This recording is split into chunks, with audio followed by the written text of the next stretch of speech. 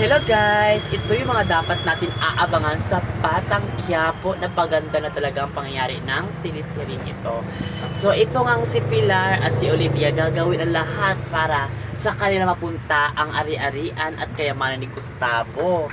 Pero dito talaga si Gustavo talaga na lahat ng kanyang ari-arian mapupunta kay Matilde, maging kay Tanggol. Dito ay hindi papayag si Pilar. Ano kaya ang gagawin dito ni Pilar kay Tanggol? Gayong hindi siya makakapayag na ang lahat ng kanyang paghihirap at talagang pinaghirapan niya mapupunta lang kay Tanggol at hindi siya papayag dito. Kaya may gagawin siyang masama dito kay Tanggol. At ano kaya ito?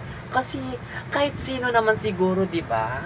Na pinaghirapan mo yung bagay tapos mapupunta sa iba, makagalit ka. Kaya ito ang gagawin ni Pilar dito kay Tanggol. Ano kaya? Kaninong angkan kaya udugo ang unang magpapaalam kung Team Montenegro or Team Guerrero? Kaya mga kapamilya, abangan natin ito kasi paganda na talagang pangyayari ng TV-series ito.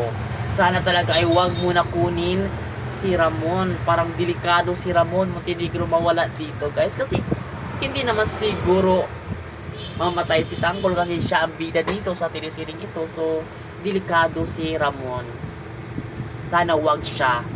Kasi pag namatay si Ramon, wala nang kakampi si Tanggol. Kasi ang ama kasi ni Ramon parang hindi na rin talaga niya pakiramdam na mahal niya itong si Tanggol. Kasi nakinig siya sa sulsol ni Olivia na anak niya. Kaya mga kapamilya, abangan natin ito. Sana nga talaga magtatagumpay pa rin ang kabutihan laban sa kasamaan. Kaya lagi lang kayo makatutok dito sa Batang Quiapo kasi paganda na talaga ang pangyayari ng teleseryeng ito.